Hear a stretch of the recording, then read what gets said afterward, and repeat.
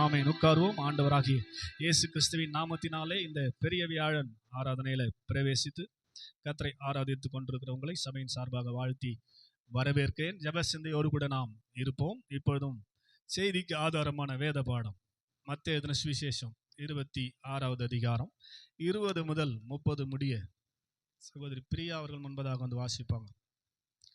மத்தேயு எழுதின சுவிசேஷம், இங்க பைபிள் இருக்குதுமா? வாங்க. மத்தேயு எழுதின சுவிசேஷம் 26வது அதிகாரம் வசனங்கள் 20 துவங்கி 30 வரை வேதபடம் வாசிக்க.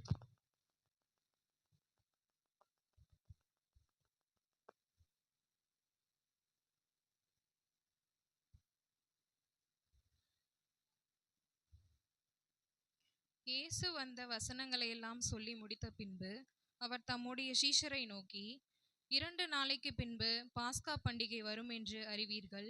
அப்பொழுது மனுஷகுமாரன் சிலுவையில் அறையப்படுவதற்கு ஒப்பு கொடுக்கப்படுவார் என்று.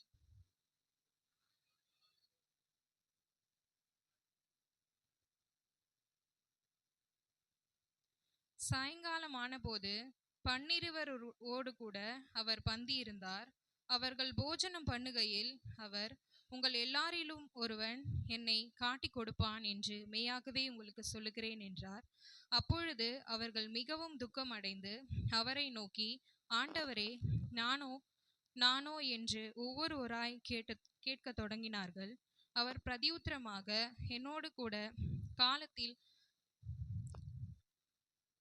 கையிடுகிறவனோ என்னை காட்டிக் கொடுப்பான். மனுஷகுமாரன் தம்மை குறித்து எழுதியிருக்கிறபடியே போகிறார். ஆகிலும் எந்த மனுஷனால் மனுஷகுமாரன் காட்டிக் கொடுக்கப்படுகிறாரோ அந்த மனுஷனுக்கு ஐயோ! அந்த மனுஷன் பிறவாதிருந்தனால் அவனுக்கு நலமாயிருக்கும் என்றார். அவரை காட்டிக் கொடுத்த யூதாசும் அவரை நோக்கி, ரபி, நானோ என்றான். அதற்கு அவர், நீ சொன்னபடிதான் என்றார். அவர்கள் போஜனம் பண்ணுகையில் இயேசு அப்பத்தை எடுத்து ஆசீர்வதித்து அதை பிட்டு சீஷர்களுக்கு கொடுத்து, நீங்கள் வாங்கி புசியுங்கள், இது என்னுடைய சரீரமாயிருக்குது என்றார். பின்பு பாத்திரத்தையும் எடுத்து ஸ்தோத்திரம் பண்ணி அவர்களுக்கு கொடுத்து, நீங்கள் எல்லாரும் இதிலே பானம் பண்ணுங்கள், இது பாவ மன்னிப்பு உண்டாகும்படி அநேகருக்காக சிந்தப்படுகிற புது உடன்படிக்கைக்குரிய என்னுடைய இரத்தமாயிருக்கிறது. இது முதல் இந்த திராட்சை பழ ரசத்தை நவமானதாய் உங்களோடு கூட என் பிதாவின் ராஜ்யத்திலே நான் பானம் பண்ணும் நாள் வரைக்கும் இதை பானம் பண்ணுகிறவர் இல்லை என்று உங்களுக்கு சொல்லியிருக்கிறேன் என்றார். அவர்கள் ஸ்தோத்திர பாட்டை பாடின பின்பு ஒலிமயிலுக்கு புறப்பட்டு போனார்கள். அப்பொழுது அருமையான சகோதரி, ஆண்டவர் ஆசீர்வதிப்பாராக. இந்த நாளுக்கும் நாம் தியானத்துக்கென்று ஸ்தோத்திரம். மத்தேயு எழுதின சுவிசேஷம் 26வது அதிகாரம் 26வது வசனத்தை நாம் வாசிப்போம். அவர்கள் போஜனம் பண்ணுகையில் இயேசு அப்பத்தை எடுத்து ஆசீர்வதித்து அதை பிட்டு சீஷர்களுக்கு கொடுத்து, நீங்கள் வாங்கி புசியுங்கள், இது என்னுடைய சரீரமாய் இருக்கிறது என்றார். அல்லேலூயா சொல்லுங்க. அல்லேலூயா, ஸ்தோத்திரம். அப்பம் அவருடைய சரீரம் என்று இங்கே அவர் சொல்லுகிறார். அப்பம் என்பது இயேசுவினுடைய சரீரம். ஸ்தோத்திரம். நீங்கள் அப்பத்தை புசிக்கிறீர்கள். அப்பத்தை இங்கே வந்து ராபோஜனத்தில் வாங்கும்போது அது அப்பம் அல்ல, இயேசுவின் சரீரம் என்று நினைக்கணும். ஸ்தோத்திரம். ஒரு முறை அப்படிதான் ஒரு குடிகார கணவர், ஸ்தோத்திரம், சர்ச்சுக்கு அனுப்பவே மாட்டார். அன்றைக்கி ராபோஜனம் கண்டிப்பாக போகணும், ராபோஜனம் எடுக்கணும். ஸ்தோத்திரம், ஸ்தோத்திரம். அதனால நான் போய் இயேசுவின் சரீரத்தையும் இயேசுவின் ரத்தத்தையும் பானம் பண்ணிட்டு வந்துடுறாங்கன்னா உடைய மாட்டான். ஸ்தோத்திரம். அப்பம் திராட்சை ரசத்தை குடிச்சிட்டு இயேசுவின் சரீரம் இயேசுவின் ரத்தமா என்ன பை சொல்கிற அப்படின்னு சொல்லிட்டு அதை போட்டு பயங்கரமாக அடிக்கிறான். இல்லைங்க, நாங்கள் திருவிருந்து எடுப்பது இயேசுவின் சரீரத்தையும் இயேசுவின் ரத்தத்தை எடுக்கிறேங்க, தயவுசெய்து என்னை பர்மிட் பண்ணுங்க, நான் போய் திருவிருந்து மாத்திரம் எடுத்துட்டு வந்துடுறேன் அப்படின்னு கெஞ்சிச்சு. கடைசியில் ஒரு முடிவுக்கு வந்தான். ஸ்தோத்திரம். நீ வேகமாக போயிட்டு திருவிருந்து கொடுக்குறாங்கல்ல, அதை வாங்கி ஏற்றாந்து என்னென்ன காட்டு. ஸ்தோத்திரம். திருவிருந்து கொடுக்குறத வாங்கி ஏற்றுனதை என்னென்ன காட்டணும். ஸ்தோத்திரம். அது உண்மையாகவே இயேசுவின் சரீரமாக இருந்தால் தொடர்ந்து உன்னை சர்ச்சுக்கு அலோவ் பண்ணுவேன். இந்த ஏமாத்து வேலைலாம் பண்ணி சுற்றி இருந்தீங்கன்னா உன்னை மறுபடியும் என்ன பண்ண மாட்டேன், சர்ச்சைக்கு அனுப்ப மாட்டேன் என்று சொன்னான். சரியானபடி ஆராதனை செய்தி முடிஞ்சு திருவிருந்து வேலையில் எல்லாரும் முட்டி போடும்போது இந்த அம்மாவும் போய் முட்டி போச்சு. பாஸ் வந்து அப்பத்தை எடுத்து இயேசு உங்களுக்காய் பிற்கும்படி ஒப்பு கொடுத்து அவருடைய சரீரம் என்று சொல்லி கொடுத்தார். வாங்கி நேராக வீட்டுக்கு ஓடி போயிடுச்சு. ஆமே, கையில் அப்படியே மூடிக்கின்னு வீட்டுக்கு ஓடி போயிடுச்சு. ஏன்? அப்பத்தை கொண்டாந்து காட்டினோம், அது உண்மையாகவே சரீரமாக இருந்தால். அல்லையே சொல்லுங்க, அல்லேலூயா, ஸ்தோத்திரம். தொடர்ந்து உன்னை சர்ச்சுக்கு அனுப்புவேன், ஸ்தோத்திரம். அதனால ரொம்ப பயபக்திக்குரியது இது திருவிருந்து. நம்ம விளையாட்டாக செஞ்சுக்கிறோம், கவனிக்கணும், ஸ்தோத்திரம். அதனால தான் உங்களுக்கு சொல்கிறேன், ஸ்தோத்திரம். நேராக ஓடி ஸ்தோத்திரம். பாருங்க, நீங்கள் கேட்ட இயேசுவின் சரீரத்தை கொண்டு வந்திருக்கிறேன்னு காட்டி கையை திறந்துச்சு பாருங்க. ஒரு துண்டு சதை ரத்தமாக அப்படியே கையில் இருக்குது. அதை பார்த்து அப்படியே அரண்டு. ஆமே, அவன் தான் முதல்ல சர்ச்சில் விட அந்த ஊந்தான். கையை தட்டி ஒரு ஆமேன்னு சொல்லுங்க, அல்லேலூயா. நல்ல கையை தட்டி ஆமேன். ஸ்தோத்திரம். பயபக்தியாய் ஸ்தோத்திரம் அர்ப்பணித்து பரிசுத்தத்தோடு நீங்க எடுத்தீங்கன்னா உங்க கையில வர அப்பம் அப்படிதான் இருக்கும். அது இயேசுவின் சரீரம். புரிஞ்சுக்கணும். அல்லேலூயா சொல்லுங்க, அல்லேலூயா. அதனால இங்க அப்பம் சரீரம் என்று சொல்லப்படுகிறதுனால இந்த சரீரமாகி அப்பத்தை புரிந்து கொள்வதற்கு ஸ்தோத்திரம் அப்பம் பேசப்படுகிற ஸ்தோத்திரம் நம்ம ஆசாரிப்பு கூடாரத்தை பத்தி நல்லா தெரிஞ்சுக்கணும். ஸ்தோத்திரம். அப்பதான் இந்த அப்பமாகிய சரீரத்தை குறித்த ஒரு தெளிவு, ஒரு விளக்கம் நமக்கு புரியும். ஆசாரிப்பு கூடாரத்தை நல்லா தெரிஞ்சிருக்கணும். ஆசாரிப்பு கூடாரத்தை பத்தி எடுக்க தெரியாதவன் பாஸ்டரே இல்லைன்னு சொல்லுவாங்க. ஸ்தோத்திரம். ஆசாரிப்பு கூடாரத்தை பத்தி சரியா தெளிவா சபைக்கு போதிக்காதவன் ஸ்தோத்திரம் பாஸ்டரே கிடையாது அப்படின்னு சொல்லுவாங்க. ஏன்னா இந்த ஆசாரிப்பு கூடாரம் பரலோகத்தின் மாடலா இருந்தது. ஒரு ஆமென் சொல்லுங்க, அல்லேலூயா. பரலோகத்தின் மாதிரி அப்படியே மோசேக்கு சீனாய் மலையில கர்த்தர் காண்பித்து, மோசே ஒண்ணு கூட மாறாம கர்த்தர் தனக்கு கற்பித்தபடியே அந்த ஆசாரிப்பு கூடாரத்தை நிறுவினான் என்று சொல்லி பார்க்கிறோம். அதனால ஆசாரிப்பு கூடாரத்தை நாம் தெரிந்து கொண்டால் இந்த அப்பத்தை குறித்த ஒரு பெரிய சத்தியம் நமக்கு விளங்கும் என்பதனால இப்ப எல்லாரும் எங்க கூட்டமா போறோம்னா ஆசாரிப்பு கூடாரத்துக்கு கூட்டமா போறேன். அல்லேலூயா சொல்லுங்க, அல்லேலூயா. அதுக்கு முன்னாடி ஆசாரிப்பு கூடாரம் பரலோகத்தின் மாடல், இப்போது இருக்கிற சபையின் மாடல். இப்போது இருக்கிற சபைகளின் மாடல் தான் ஆசாரிப்பு கூடாரம். நல்லா கவனிக்கணும். அல்லேலூயா சொல்லுங்க, அல்லேலூயா. அப்ப ஆசாரிப்பு கூடாரத்தை பத்தி தெரிஞ்சுக்கிறதுக்கு முன்னாடி சபையை குறித்த ஒரு விழிப்புணர்வு நமக்கு வேணும். ஸ்தோத்திரம். நல்லா கவனிங்க. சபை என்பது என்னங்க சொல்லுங்க? பரலோகத்தின் மாடல். இப்ப நம்ம நார்மலா என்ன நினைக்கிறோம் சபைனா? ஸ்தோத்திரம். சபைனா என்னதுங்க? சத்தமா சொல்லுங்கய்யா. சபை என்பது என்ன? Very good. யார் சொன்னது? Very good. அல்லேலூயா சொல்லுங்க, அல்லேலூயா. தேவன் வாசம் பண்ணுகிற இடம். ஸ்தோத்திரம். சபை. கவனிங்க. ஆண்டவர் மோசேயை அழைத்து நீயும் இஸ்ரவேல் ஜனங்களை கூட்டிக் கொண்டு சீனாய் மலைக்கு வானாரு. சீனாய் மலை கிட்ட வான்னு சொன்னார். ஜனங்கள்லாம் சீனாய் மலை கிட்ட வந்தபோது கவனிங்க இங்க பாருங்க. ஸ்தோத்திரம். ஆண்டவர் சீனாய் மலையில இறங்குறாரு. இறங்கும் போது எப்படி இருந்துச்சு? பயங்கரமான இடி முழக்கங்களும் எக்கால சத்தமும் அப்படியே மலை முழுவதும் புகைக்காடாயிடுச்சு. ஜனங்க மலை அடிவாரத்துல வந்தாங்க பாருங்க. இந்த சத்தத்தையும் இடி முழக்கத்தையும் புகைக்காடையும் பார்த்தவனே ஐயோ ஸ்தோத்திரம், இந்த ஆண்டவரமானா உன்னியமானா, ஆண்டவர் எங்களோடு பேசவானா, மோசே நீ ஏதாவது பேசிக்கோ, நீ எதனா பேசிட்டு வந்து என்னண்ட சொல்லுன்னு சொல்லிட்டு வந்த வழியை பார்த்துன்னு திரும்பி ஓடி போச்சுங்க. ஸ்தோத்திரம். ஆமென் சொல்லுங்க, அல்லேலூயா. சீனாய் மலையில கர்த்தர் இறங்கினார். மலை அடிவாரம் வரைக்கும் அவருடைய பிரசன்னம், இடி முழக்கங்களும் சத்தங்களும் எக்கால முழக்கமும் புகைக்காடாய் மாறி போச்சு. ஆமென் சொல்லுங்க, அல்லேலூயா. தேவன் இங்க இறங்கி இருக்கிறார்னா இந்த சபை வளாகம் முழுவதும் அப்படிதானே இருக்கும். அப்படிதானே இருக்கும். அல்லேலூயா சொல்லுங்க, அல்லேலூயா. முதல்ல அதை நீங்க எல்லாரும் புரிஞ்சுக்கணும். ஸ்தோத்திரம்.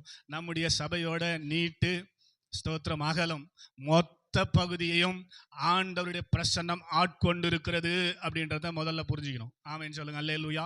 ஸ்தோத்திரம். நல்லா புரிஞ்சுக்கணும். ஸ்தோத்திரம். சபை கிட்ட ஸ்தோத்திரம் அந்த சீனாய் மலை கிட்ட ஜனங்கள் வர பயந்தார்கள். ஸ்தோத்திரம். ஆனா நாம சர்ச்சுக்குள்ள துணிகரமா வரோம். ஸ்தோத்திரம். சர்ச்சுக்குள்ள துணிகரமா வரும். ஸ்தோத்திரம். அது எப்படின்னு எனக்கு தெரியல. ஸ்தோத்திரம். ஆண்டவர் இருக்கிறார்னு சொல்றோம். ஸ்தோத்திரம். ஆண்டவர் எங்க இருக்கிறாரு? சபை வளாகம் முழுவதும் இருக்கிறார். நல்லா கவனிக்கணும். அல்லேலூயா சொல்லுங்க. அல்லேலூயா. அதனால சபை அந்த என்ட்ரன்ஸ் அந்த கால்வாயிலேருந்து ஒரு காலை எடுத்து வைக்க சொல்ல நடுக்கம் வரணும். ஸ்தோத்திரம். தேவன் இருக்கிறார் அங்க. ஸ்தோத்திரம். அந்த என்ட்ரன்ஸ் காவா இருக்குது இல்லைங்களா, அந்த கொம்பு போட்டுக்கிறோமே, அதுலேருந்து ஸ்டார்ட் ஆகுது சர்ச்சு. அந்த பாயிண்ட் அங்கே காலை வைக்கிறதுக்கு என்ன பண்ணோம்? பயப்படணுங்க, நடுங்கணுங்க.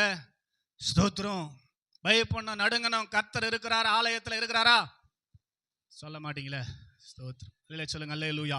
அதனால ஸ்தோத்திரம். நீங்க எல்லாம் புரிஞ்சுக்கங்க. இப்போ நம்ம ஆசாரிப்பு கூடாரத்துக்கு வர்றோம்.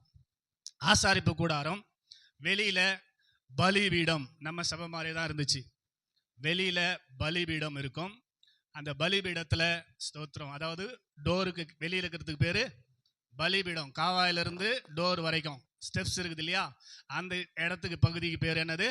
பலிபீடம். அங்க ஒரு கொடி கம்பம் இருக்கும், ஒரு தண்ணீர் தொட்டி இருக்கும். ஸ்தோத்திரம். தகன பலிக்கான ஸ்தோத்திரம் எரிப்பதற்கான ஒரு இடம் இருக்கும். பலிபீடம் தான் பேரு. ஸ்தோத்திரம். கவனிங்க. ஸ்தோத்திரம். இப்போ ஸ்தோத்திரம் போஜன பலி. பலி 7 பலி இருக்குது. ஆண்டவர் விரும்புகிற பலி போஜன பலி இருக்குது. அவங்க செஞ்ச பாவத்துக்கு தக்கதாக ஸ்தோத்திரம் அதை தகனிக்க வேண்டுமா அல்லது சாப்பிடணுமா, பலி செலுத்திட்டு சாப்பிடணுமா அப்படின்னு சொல்லி ஆண்டவர் கட்டளைகளை கொடுத்திருந்தார். ஸ்தோத்திரம். இப்போ ஸ்தோத்திரம் அப்பங்களை பலி செலுத்தும் போது கவனிங்க, அப்பங்களை பலி செலுத்துவார்கள். ஸ்தோத்திரம். அப்பங்களை பலி செலுத்துவார்கள், ஆட்டை பலி செலுத்துவார்கள். ஸ்தோத்திரம். மாட்டை பலி செலுத்துவார்கள், புறாவை பலி செலுத்துவார்கள். இப்படி ஸ்தோத்திரம் ஆண்டவர் சொல்லுகிற காரியங்களுக்கு ஏற்றபடி, அவங்க செஞ்ச பாவத்துக்கு ஏற்றபடி பலிகளை செலுத்துவார்கள். அதுல முக்கிய இடம் பெறுவது அப்பம். அப்பம் பலி செலுத்தப்படும். அப்பம் மாம்சத்துக்கு அடையாளம்.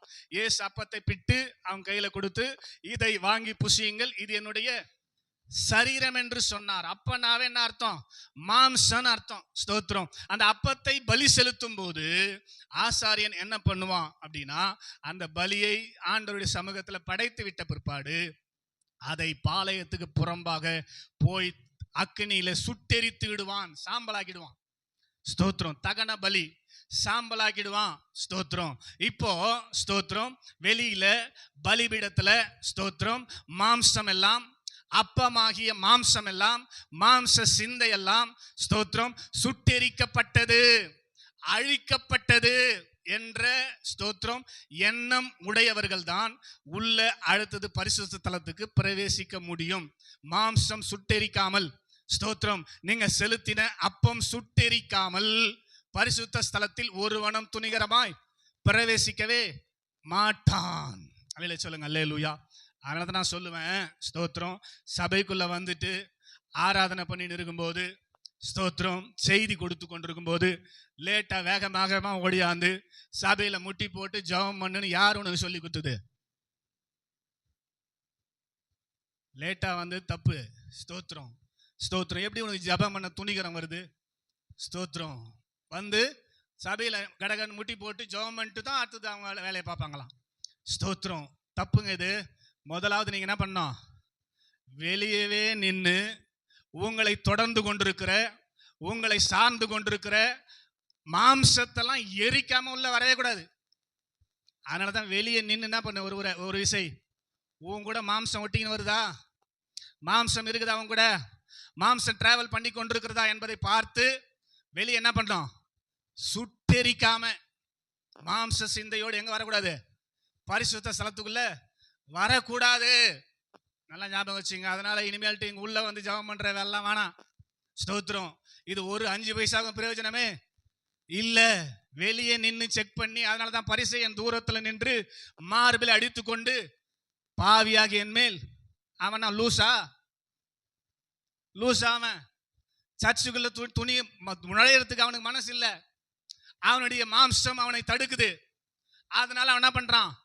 பலிபீடத்திலேயே நின்று தன் மார்பிலை அடித்து கொண்டு, தன் கண்களையும் வானத்துக்கு ஏறெடுக்க துணியாமல், ஆண்டவரை பார்க்கறதுக்கு துணியாம தன் மார்பிலை அடித்து கொண்டு, பாவியாகி என் மேல், ஸ்தோத்திரம் நான் பாவமே செய்யல, ஸ்தோத்திரம் அப்படின்னா பிரச்சனை இல்லை. நீங்க என்ன பண்ணலாம்? ஜபம் பண்ண தேவையில்ல, நேரா உள்ள வந்துடலாம். உங்களை பாவம் தொடர்ந்து இல்லையா? உங்களை பாவம் தொடர்ந்து கொண்டு இல்லையா? உங்க பாவம் உங்களை தொடர்ந்து பிடிக்கணும் வசனம் சொல்லுத.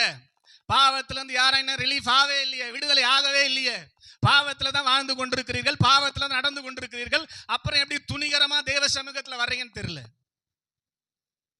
ஆமென். அவர் பாவத்தை பார்க்க மாட்டாத சுத்த கண்ணர். நல்லா ஞாபகம் வச்சுங்க.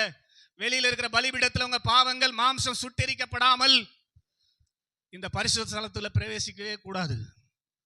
வெளியே இருக்கிற இடத்துக்கு பேர் என்னது? நம்ம சபையில மாம்சம் சுட்டெரிக்கப்பட வேண்டிய இடம். அங்க உட்காந்து மாம்சம் பேசிக்கிட்டு வெளியே இருக்கிறதுக்கு பேர் என்னது? நம்ம சபையில சொல்ல மாட்டீங்களே. மாம்சம் அங்கே அழிக்கப்பட வேண்டிய இடங்க. ஊருக்கு அதெல்லாம் அங்க உட்காந்து மாம்சம் பேசினுக்குது. பயம் வேணும். தேவ சமூகம்னா பயம் வேணும். தேவ சமூகம் பயபக்திக்குரியது. ஊரு கதை பேசுற இடம் இல்ல. அனாவசியமா அந்த மலை அடிவாரத்தை தொட்டால் சாகும். அது ஆண்டவர் சொன்னார். ஆடாகிலும் மாடாகிலும் எதுவுமே தெரியாம அந்த மலை அடிவாரத்தை தொட்டால் அங்கேயே சாகனாரு. ஸ்தோத்திரம். சீனாய் மலைகளை ஆண்டவர் இறங்கின போது 32வது அதிகாரம் வீட்டில் போய் வாசித்து பாருங்க. யாத்திராகமத்தின் புஸ்தகம். நமக்கு பயம் இருக்கணுங்க. அவருடைய ஆலயத்தை குறித்து ஒரு பயபக்தி வேணும்.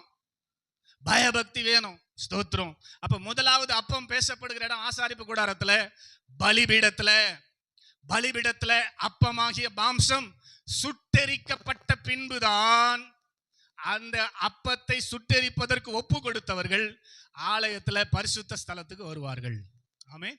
ஸ்தோத்திரம். மாம்சத்தோட நீங்க ஆலயத்துக்குள்ள வந்தீங்கன்னா ஆசீர்வாதம் கிடைக்காது. ஸ்தோத்திரம். மாறாக ஆசீர்வாதத்துக்கு எதிராக இருக்கிற காரியங்கள் தான் கிடைக்கும் என்பதை புரிந்து கொண்டவர்களாக இனிமேல் சபைக்கு வரும்போது பயபக்தி வெளியே நின்று உங்க மாம்சத்தெல்லாம் பரிசுத்த ஆவியை கொண்டு எரிச்சிட்டு, ஸ்தோத்திரம், ஆண்டவர் என் மாம்சத்துல எனக்குள்ள மாம்சம் எதுவும் இல்லைன்ற அந்த கன்ஃபர்மேஷன் வந்ததுக்கு அப்புறம் நீங்க உள்ள வந்தீங்கன்னா உங்களுக்கு ரொம்ப சந்தோஷம். அல்லே சொல்லுங்க. அல்லேலூயா. இப்ப உள்ள வந்துட்டீங்க. உள்ள வந்தவன் நீங்க 12 அப்பங்கள் வைக்கப்பட்டிருக்கும் பரிசுத்த ஸ்தலத்துல. பரிசுத்த ஸ்தலத்துல ஆசாரிப்பு கூடத்துல. ஸ்தோத்திரம். வெளியில பலிபீடத்துல அப்பம். இங்க 12 அப்பம் வைக்கப்பட்டிருக்கும். அதை ஆசாரியன் எடுத்து உங்களுக்கு கொடுப்பார். ஸ்தோத்திரம்.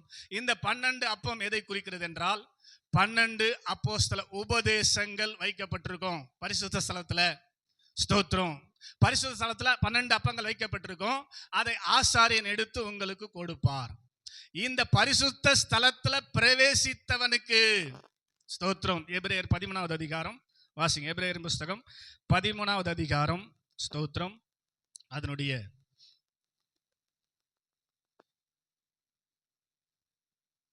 10வது வசனம் வாசிங்க. எபிரேயர் 13:10. நமக்கு ஒரு பலிபீடம் உண்டு, அதற்குரியவைகளில் புசிக்கிறதற்கு கூடாரத்தில் ஆராதனை செய்கிறவர்களுக்கு அதிகாரம் இல்லை. இங்க வந்துட்ட பிற்பாடு பலிபீடத்துல, ஸ்தோத்திரம், பொரித்து கொண்டிருக்கிற பலிபீடத்துல வேக வைத்து கொண்டிருக்கிற மாம்சத்தை புசிக்கிற அதிகாரத்தை நீங்கள் இழந்து போகிறீர்கள். எப்ப பரிசுத்த ஸ்தலத்துல வந்தீங்களோ அது முதற்கொண்டு உங்களுக்கு வானத்திலிருந்து மன்னா கொடுக்கப்பட்டது. வானத்திலிருந்து மன்னா கொடுக்கப்பட்டது. இஸ்ரவேல் ஜனங்கள் கானான் பிரயாணத்தில் இருக்கிறாங்கன்னு சொல்லி மாம்சம் கலக்காத உணவு, ஸ்தோத்திரம், நெய்யிட்ட பணியாரத்துக்கு ஒப்பான வானத்திலிருந்து தேவனே அவர்களுக்கு மன்னாவை கொடுத்தார். அல்லேலூயா சொல்லுங்க. அல்லேலூயா. பியூர் மன்னா, வானத்திலிருந்து வருகிற மன்னா அப்போஸ்தல உபதேசங்களாக 12 அப்போஸ்தல உபதேசங்களாக உங்களுக்கு கொடுக்கப்படும். அதை தான் புசிக்கணும். ஸ்தோத்திரம். ஆராதனைக்காக பரிசுத்த ஸ்தலத்துல பிரவேசித்திருக்கிற உங்களுக்கு பலிபீடத்தில் இருக்கிற மாம்சத்தை புசிக்க அதிகாரம். எத்தனை பேருக்கு புரியுது? ஸ்தோத்திரம். எப்ப நீங்க பரிசுத்த ஸ்தலத்துக்குள்ள வந்துட்டீங்களோ அதோட உங்க கதை மாம்சத்தை விட்டு என்ன பண்ணினீங்க? வெளியில வந்துன்னா அதை திரும்பி அதை புசிக்கணும்னு நினைக்க கூடாது. புரியுதுன்னு நினைக்கிறேன் உங்களுக்கு. ஆராதனை செய்கிறவர்களுக்கு எந்த அதிகாரம் இல்லை. பலிபீடத்துல இருக்கிறதை புசிப்பதற்கு. அப்படின்னா என்ன அர்த்தம்? மாம்சம் உங்களை தொட்டிக்கணும் ஒட்டிக்கின்னு வரக்கூடாதுன்னு அர்த்தம். நீங்க பரிசுத்த ஸ்தலத்துல பிரவேசிச்சிட்டீங்க, உங்களோட கூட மாம்சம் ஒட்டிக்கின்னு ஆகான் ஒட்டிக்கின்னு டிராவல் பண்ண கூடாது. ஆகானவங்க கூட ஒட்டிக்கினே டிராவல் பண்ண கூடாது. ஆராதனை செய்கிறவர்களுக்கு, பரிசுத்த ஸ்தலத்துல பிரவேசிக்கிறவர்களுக்கு இங்கு வந்தா பியூரான நல்ல தெளித்து ஜலித்து எடுத்த நல்ல மன்னா, பியூர் மன்னாவை உங்களுக்கு அப்போஸ்தல உபதேசமாக இங்கிருந்து உங்களுக்கு கொடுக்கப்படும்.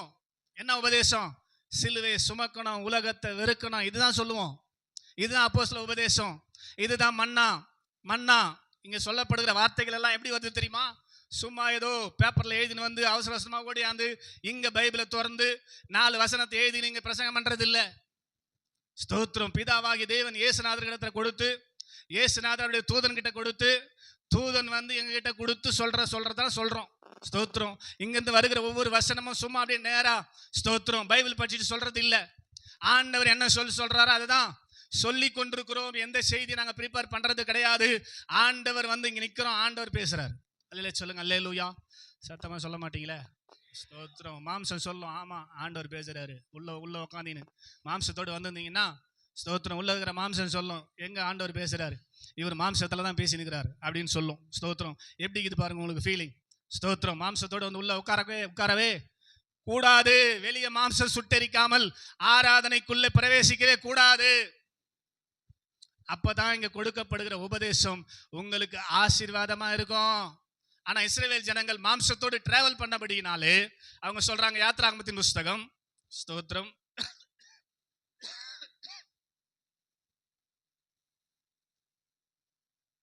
16வது அதிகாரம் 3வது வசனம். யாத்ராகமத்தின் புஸ்தகம் 16வது அதிகாரம். அப்பொழுது பார்வோன், யாத்ராகம் 16:3, நாங்கள் இறைச்சி பாத்திரங்கள் அண்டையிலே உட்கார்ந்து அப்பத்தை திருப்தியாய் சாப்பிட்டோம் எகிப்துல. ஸ்தோத்திரம். கவனிங்க. ஸ்தோத்திரம். இவங்க எங்க இருக்கிறாங்க? இப்போ பரிசுத்த ஸ்தலத்துல வந்துட்டாங்க, கானான் பிரயாணத்துல வந்துட்டாங்க. ஸ்தோத்திரம். ஆனா எண்ணெல்லாம் எங்க இருக்குது? மாம்சத்தின் மேலே இருக்குது. புரியுதா உங்களுக்கு? பரிசுத்த ஸ்தலத்தில் பிரவேசித்தவனுக்கு மாம்சம் புசிக்க அதிகாரம், மாம்சத்தை யோசிக்க அதிகாரம் இல்லைங்க. மாம்சம் கலக்காத மன்னாவை, பியூர் மன்னாவை கர்த்தர் கொடுத்து, நீ கானான் பிரயாணத்தில் இருக்கிறப்பா உனக்கு மாம்சம் ஆகாது.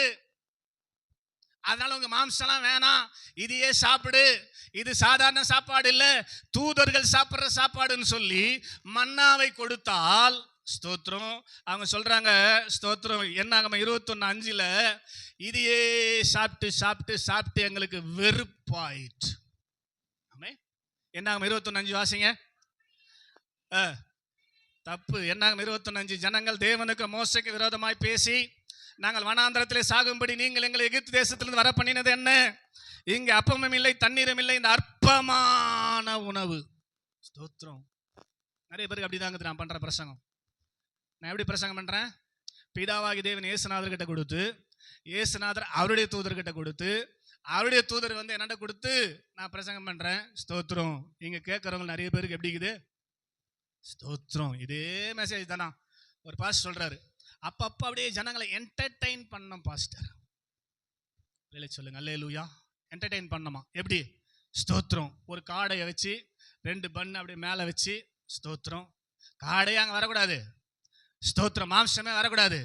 அப்பப்ப என்ன பண்ணோம்? கொஞ்சம் அப்படி என்டர்டெயின்மெண்ட்டா வச்சுக்கினா தான் ஜாலியா இருப்பாங்க ஜனங்க, இல்லைன்னா ஒரு மாதிரி ஃபங்க் ஆயிடுவாங்க அப்படின்னாரு. ஸ்தோத்திரம். அல்லே சொல்லுங்க. அல்லேலூயா. அப்படி வச்சுக்க என்ன பண்ண போறோம்? என்டர்டெயின்மெண்ட்டா வச்சுக்க என்ன பண்ண போறோம்? ஸ்தோத்திரம். உனக்கு மாமிசம் உன்னை பின்தொடரக்கூடாது. ஸ்தோத்திரம். அதுக்கு தான் இவ்வளவு போராட்டம் 42 நாளா. ஸ்தோத்திரம். என்டர்டெயின்மெண்ட் வச்சுக்கினா இதெல்லாம் தேவையில்லையே. அதனால சபைக்கு வந்தா பியூரான ஆண்டுடைய கரத்திலிருந்து வருகிற மன்னாவை கொடுப்போம். ஸ்தோத்திரம். நீ மாம்சம் புசிக்க ஆசைப்பட்டா அவர் கொடுக்க தெரியாதா? ஸ்தோத்திரம். நாங்க இறைச்சி பாத்திரத்தாண்டே உட்காந்து சாப்பிட்டு இருந்தோம்னு சொல்லி மாம்சத்தின் மேல ஆசை வச்சான். உடனே ஆண்டவர் ஒண்ணுமே சொல்லல, காடையை அனுப்பினார். ஆமே. ஜனங்கள்லாம் சேர்த்து முழங்கால் அளவு வீட்டான சேர்த்துட்டான். போரா. ஸ்தோத்திரம். அதை அடித்து சமைத்து சாப்பிட்டு விட்டு பல்ல குத்தினுக்கிறான். கறி மாட்டிக்கிச்சு பல்ல. ஸ்தோத்திரம். பின்னாடியே பாடை அனுப்பினார். ஸ்தோத்திரம். மாம்சத்தின் மேல எண்ணம் போச்சுன்னா இதுவும் உனக்கு நடக்கும். ஏன் இது பைபிள் எழுதப்பட்டிருக்கிறது? மாம்சம் உனக்கு தேவையில்லை. மாம்சம் உன்னை பின்தொடரக்கூடாது. நீ கானான் பிரயாணத்தில் இருக்கிற, பரலோகத்தை நோக்கி போய் கொண்டிருக்கிற உன்னை மாம்சம் என்ன பண்ணக்கூடாது? பின்தொடரக்கூடாது. மாம்சத்தின் கிரியைகள் எல்லாம் வெளியரங்கமா இருக்கிறது. மாம்சம் உங்களை பின்தொடரக்கூடாது. அதனால உங்களுக்கு நான் என்ன பண்ண மாட்டேன், மாம்சத்தை சேர்க்க மாட்டேன், பியூரான மன்னாவை உங்களுக்கு கொடுப்பேன் என்று சொல்லி ஆண்டவர் நடத்தினா எங்களுக்கு இது வெறுப்பாகுது. ஸ்தோத்திரம். எப்ப பார்த்தாலும் சிலுவை சுமை, உலகத்தை வெறு, ஸ்தோத்திரம், ஒப்புக்கொடு, ஸ்தோத்திரம், அப்படி இப்படின்னு இதே பிரசங்கமாகுது அப்படின்னு சொல்லி வெறுப்பாய் போய் மாம்சத்தை கேட்ட ஜனங்களுக்கு என்ன நடந்தது? ஸ்தோத்திரம். அதனால இங்கு வந்தா பரிசுத்த ஸ்தலத்துல அப்போஸ்தல உபதேசம் தான் கொடுக்கப்படும். ஒரு சரியான சபை நடத்துகிற போதகரா இருந்தா உபதேசத்தை தான் கொடுப்பாங்க. அந்த 12 உபதேசம் தான் 12 அப்பமாக வைக்கப்பட்டிருக்கும். அதைத்தான் கொடுப்பாரு. அதைத்தான் நீங்க சாப்பிட்டா தான் எங்க போவீங்க? கானானுக்கு போவீங்க. ஸ்தோத்திரம். வெறுப்பாகுதுன்னு மாம்சத்தை கேட்டீங்கன்னா ஸ்தோத்திரம், பின்னாடி என்ன வரும்? ஸ்தோத்திரம். ஞாபகம் வச்சுங்க. அல்லேலூயா சொல்லுங்க. அல்லேலூயா. என்டர்டெயின் பண்ண பாஸ்டர், ஆசீர்வாதமாவே பேசணும் பாஸ்டர், இல்லைன்னா ஜனங்க அப்செட் ஆயிடுவாங்க. ஸ்தோத்திரம். ஆசீர்வாதத்தை என்ன பண்ண ஒரு பாஸ்டர்? ஸ்தோத்திரம் பேசணுன்றார். ஸ்தோத்திரம். ஆசீர்வாதமாவே பேசணும் பாஸ்டர். ஸ்தோத்திரம். இது பேசுறது தான் ஆசீர்வாதம். ஸ்தோத்திரம். இது நீ புரிஞ்சுக்கிட்டு தான் ஆசீர்வாதம். புரியலன்னா உனக்கு ஆசீர்வாதம் கிடைக்க போறதே இல்லை. பேசுறதுலன்னா ஆசீர்வாதம் வந்துட போகுது. அவர் ஒருவரும் காணப்பட பார்க்க முடியாதவர. ஸ்தோத்திரம். மோசே ஆண்டவரை பார்த்து கேட்டாரு. கவனிங்க. ஸ்தோத்திரம். மோசே ஆண்டவரை பார்த்து கேட்ட, ஆண்டவரை நான் பார்க்கணுமா? ஐயோ, தவறான ஆசை வந்துச்சு. மோசே, என்னை கண்டவன் ஒருவன் என்ன பண்ண முடியாது, உயிரோடு இருக்க முடியாது. உனக்கு தேவையில்லாத ஆசை ஏன் வந்துச்சு? ஸ்தோத்திரம். அதனால அவனை கண்மையில வச்சு மனுஷன் கொஞ்சம் காட்டின பார்த்துக்கோ அப்படின்னு சொல்லி கொஞ்சம் காட்டினாரு. அதனாலேயே அவன் என்ன பண்ணாரு, 120 வயசுல நல்ல பலன் இருக்கும்போது போட்டு தந்தாரு. ஏன்னா அவரை பார்த்தவன் உயிரா இருக்கவே முடியாது. யோவான் அவரை கண்டபோது செத்தவனை போல் பாதத்தில் விழுந்தான். தானியேல் அவரை கண்டபோது செத்தவனை போல் பாதத்தில் விழுந்தான். எசேக்கியேல் அவரை கண்டபோது செத்தவனை போல் பாதத்தில். அவர் ஒருவரும் காணக்கூடாதவர், ஒருவரும் சேரக்கூடாத ஒளி வாசம் பண்ணுகிறவர். அப்படியே தக தக தகன பரலோகத்தில் அவர்கிட்ட போகவே முடியாது. இதெல்லாம் நமக்கு நல்லா தெரியும். அவர் பார்க்க முடியாதுங்க, பார்க்க முடியாது, பார்க்க நிற்க முடியாது. அங்கதான் நம்ம போக போறோம். கடைசி கோல் அங்கதான். பிதாவை நான் பார்க்க போகும்போது கவனிங்க. ஸ்தோத்திரம். இதெல்லாம் நமக்கு தெரிஞ்சிச்சு. அதை பார்த்தா உயிரா இருக்க முடியாது. ஸ்தோத்திரம். அவரை கண்டவன் செத்தவனை போல மாறுறான். ஸ்தோத்திரம். அப்படின்னா நம்ம அறிஞ்சிருக்கிறதுனால இப்ப அப்பத்தை எடுத்து டோர் ஓபன் பண்ணி பிதாவாண்ட போக முடியுமா? பயம் வரல. ஸ்தோத்திரம். ஆனா ரத்தத்தை கொண்டு போனா ஒரு தைரியம் வருது. அப்படின்னு சொல்லுங்க. அல்லேலூயா. இந்த ரத்தத்தை கையில கொண்டு போனா பிதா கிட்ட போறதுக்கான ஒரு தைரியம் வருது. கையை கட்டி ஒரு ஆமென் சொல்லுங்க. அல்லேலூயா. அதனால தான் ரத்தத்தை கொடுத்தார். வாசிங்க 10:20. ஸ்தோத்திரம். எபிரேயர் 10:20. அந்த மார்க்கத்தின் வழியாய் பிரவேசிப்பதற்கு அவருடைய ரத்தத்தினாலே நமக்கு தைரியம் உண்டாயிருக்கிறது. எதுக்கு ரத்தம்? எதுக்கு அப்பம்? எதுக்கு நேர்மையாது வாங்கி வாயில போட்டு போயிடுறது. வேலை சொல்லுங்க. அல்லேலூயா. எதுக்கு சரீரம்? எதுக்கு சரீரத்தை விட்டு கையில கொடுத்தா? அது 8 மணிதான் டோர் ஓபன் ஆகும். அது 8 மணிதான் பரலோக டோர் ஓபன் ஆகும். அதான் கீ இல்லாம ஒண்ணே பண்ண முடியாது. எங்க இருந்து சிங்கப்பூர் போன வாரம். ஸ்தோத்திரம். அடுத்த வாரம் போறேன். ஸ்தோத்திரம். சிங்கப்பூருக்கு போனா விசா வேணும். விசா என்ன தெரியுமா? எங்க நாட்டுக்கு நீ வருவதற்கான அனுமதி சீட்டு. எல்லாரும் போயிட முடியாது சிங்கப்பூர். விசா வச்சுதான் நம்ம முடியும். அல்ல சொல்லுங்க. அல்லேலூயா. மலேசியாவுக்கு வேற நாட்டுக்கு நம்ம போறோம். நான் இந்தியாவில இருந்து அதுக்கு விசா என்று ஒன்று நம்ம அப்ளை பண்ண போறதுக்கு முன்னாடியே ஏன் போறேன்னு கேட்கும் அந்த நாடு. இதுக்காக போறேன்னு சொல்லி பர்பஸ் சொன்னோம்னா ஓகேன்னு சொல்லி பர்மிட் பண்ணணும். நீ எங்க தேசத்துக்கு வரலாம் அப்படின்னு சொல்லி பர்மிட் பண்றதுக்கு பேர் தான் என்னது? விசாங்க. இல்ல சொல்லுங்க. அல்லேலூயா. போன வண்டி இமிகிரேஷன்ல தான் செக் பண்ணுவோம். விசா இருக்குதா? ஸ்தோத்திரம். வாங்கி பார்ப்போம். விசால இருக்கிற போட்டோ நீ ஒன்னாக்குறியா? விசால இருக்கிற கைரேகை கண்ரேகை எல்லாம் ஒன்னாக்குதா? எல்லாத்தையும் செக் பண்ணிட்டு ஸ்தோத்திரம். இமிகிரேஷன் பாஸ் பண்ணாதான் எங்க போக முடியும்? ஸ்தோத்திரம். சிங்கப்பூர் போக முடியும், மலேசியா போக முடியும், மற்ற நாடுகளுக்கு போக முடியும். கவனி எல்லாம் பார்க்க இல்லையா? ஸ்தோத்திரம். இப்போ ஒரு டெஸ்ட் வைக்க போற முடிச்சுட்டு என்ன கேட்டீங்க வந்து சொல்லுங்க. 10 நிமிஷம். ஸ்தோத்திரம். கவனிங்க. சிங்கப்பூர் போறதுக்கு என்ன வேணும்? சொல்லுங்க சொல்லுங்க. பரலோகம் போறதுக்கு விசா வேணும். அந்த விசா தாங்க இது. நீங்க கையில வாங்கி மாசம் வாயில நடுவில் போட்டு போறீங்களா? தான் அது இல்லைன்னா என்ன பண்ண முடியாது. பரலோகம் டோர் ஓப்பன் ஆகாதுங்க. ஸ்தோத்திரம். அது யாருக்கு கொடுக்கணும்? யார் கையில கொடுப்பாரு? வந்து கை நீட்டுறவங்களாம் கொடுத்துருவாரா? மாம்சம் சுட்டரிக்கப்பட்ட அனுபவத்தோடு, என்கிட்ட எந்த மாம்சமும் இல்ல, எந்த மாம்சமும் இல்ல, அப்படிப்பட்ட கன்ஃபர்மேஷன் உள்ளவங்களுக்கு தான் தெரிவித்து கொடுக்கணும். இங்க இருக்கிற எத்தனை பேர் கன்ஃபர்மேஷன் இருக்குது? என்கிட்ட எந்த மாம்சமும் இல்ல, மாம்சம் எல்லாம் சுட்டரிக்கப்பட்டது, ஆவி என்னை நடத்துகிறது என்று எத்தனை பேர் சொல்ல முடியும்? முடியுமா? ஸ்தோத்திரம். இன்னும் நிறைய பேர் மாம்சம் எரியவே இல்லை, சுட்டரிக்கப்படவே இல்லை. இத்தனை நாள் தானே கொடுத்தாச்சு, இன்னும் லேட்டா வரது வந்துருந்தாங்க. மாம்சத்தின் கிரியை அழியவே இல்லை. ஸ்தோத்திரம். மாம்சத்தின் கிரியை கீழ்ப்படியாது, அது அப்படியே நடந்து கொண்டிருக்கிறது. அப்ப மாம்சம் உனக்கு சுட்டரிக்கப்பட்டிருக்குதா? அவருடைய அப்பத்தையும் அவருடைய ரத்தத்தையும் வாங்குவதற்கு தகுதி இருக்குதா உனக்கு? வெளியே பலிபீடத்தில் சுட்டரிக்கப்பட வேண்டியதோடு கூட உள்ள பரிசுத்த ஸ்தலத்துல வந்து உட்கார்ந்து கொண்டிருந்தால் நான் சொல்ற ஒரு உபதேசம் உனக்கு புரியாது. மாம்சம் ஏத்துக்கவே ஏத்துக்காது, உங்களுக்கு உள்ள போகவே போகாது. உபதேசம் உள்ள போகாம உங்க மாம்சம் அழிக்கப்படுவது கஷ்டம், நீங்க சுத்திகரிக்கப்படுவது கஷ்டம். அதனால ஸ்தோத்திரம் ஒழுங்கா ப்ராப்பரா இன்னிலிருந்து ஸ்தோத்திரம் என்ன பண்ணோம்? ஸ்தோத்திரம். அடுத்த திருவிருந்து வரும்போது ஞாயிற்றுக்கிழமை ஈஸ்வரன் திருவிருந்து இருக்குது. ஸ்தோத்திரம். ஒவ்வொரு முறையும் திருவிருந்து இருந்தா மாத்திரம் கிடையாது, ஒவ்வொரு முறையும் சபைக்குள்ள என்ட்ராவதுக்கு முன்னாடி வெளியிலே நின்று உங்களோடு ஒட்டி டிராவல் பண்ணி கொண்டிருக்கிற மாம்சத்தெல்லாம் எரித்து விட்ட கன்ஃபர்மேஷனுக்கு பிறகு உள்ள வந்தா போதும். அப்பதான் இந்த ஆராதனை உங்களுக்கு ஆசீர்வாதமா இருக்கும். அதில் சொல்லுங்க, பலிபீடத்தில் எரிக்கப்பட வேண்டிய இடம், பலிபீடத்துல பரிசுத்த ஆவியானவருடைய அக்கினி இறங்கி உங்க மாம்சத்தெல்லாம் எரிக்கிற இடம். அது வெளியில அங்க உட்கார்ந்து மாம்சத்தின் கிரியைகளை செய்து கொண்டிருக்காதீர்கள். அது உங்களுக்கு மிகுந்த ஆசீர்வாதம் குறைச்சல்.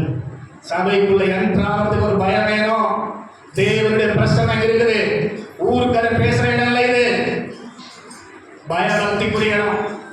அனாவசியமா தேவையில்லாம எப்பதான் சர்ச்சை நம்ம உட்காரக்கூடாது, தேவையில்லாத வேலையை சர்ச்சையில் செய்யக்கூடாது. தேவன் தம்முடைய பரிசுத்த ஆலயத்தில் இருக்கிறார். ஒரு பயம் வேணாங்க, ஸ்தோத்திரம். ஒரு பக்தி வேணாங்க, ஸ்தோத்திரம். துணைதான் செஞ்சுட்டு தேவ கோபத்துக்கு ஆளாயிடக்கூடாது. அதனால தேவ சமூகத்தில் வந்திருக்கிறவர்களே, இந்த 3 இடத்திலையும் அப்பம் பேசப்பட்டது. முதலாவது பேசப்பட்ட அப்பம் மாம்சம், பலிபீடத்துல சுட்டெரிக்கப்பட வேண்டிய மாம்சம். அடுத்தது மகா பரிசுத்த ஸ்தலத்துல நம்ம வரும்போது ஸ்தோத்திரம், வெளியில இருக்கிற பலிபீடத்தில் இருக்கிறதை பூசிப்பதற்கு அவனுக்கு அதிகாரம் இல்லை. ஏன் ஏலியின் பிள்ளைகள் மேல தேவ கோபம் வந்தது? பரிசுத்த ஸ்தலத்துல உட்கார்ந்தீங்கன்னு பலிபீடத்துல சுட்டெரிக்கப்பட வேண்டியதை போய் பதமா இருந்தவனே தூக்கிப்பான். சுட்டெரிக்கப்பட வேண்டியது மாம்சம். ஸ்தோத்திரம். இவன் போய் நைசா பக்கத்துல நின்று பதமா எழுதுவார். அந்த நேரம் பார்த்துட்டேன்னு எடுத்து சாப்பிட்றது. ஸ்தோத்திரம். ஆண்டவர் சும்மா விடுவாரா? அதனால தான் நீங்காத நியாய தீர்ப்பு செய்தார். சொல்லுங்க, அல்லேலூயா. சுட்டெரிக்கப்பட வேண்டியது நம்ம நீ சாப்பிடணும்னு நினைக்கூடாது. பலிபீடத்துல சுட்டெரிக்கப்பட வேண்டியதை நீ உன் கூட வச்சுக்கணும்னு நினைக்கூடாது. ஆண்டவர் நீங்காத நியாய தீர்ப்பு செய்வார். இங்க வரும்போது உபதேசம் உங்களுக்கு போதிக்கப்படும். அந்த உபதேசத்தை கவனமாய் கேட்டு சரியானபடி கீழ்ப்படிந்து நடந்தால் இயேசு கிறிஸ்து அவருடைய சரீரத்தை விட்டு உங்க கையில கொடுத்து, லைசன்ஸை கொடுத்து, விசாவை கொடுத்து, பரலோக வாசலை டோரை திறந்து உள்ள அனுப்புவார். இல்லைன்னா வாய்ப்பில்லை. ஸ்தோத்திரம். அதை புரிந்து கொண்டவர்களாக இப்ப நம்ம அந்த திருப்பந்திக்கு நாம் அர்ப்பணிக்க போகிறோம்.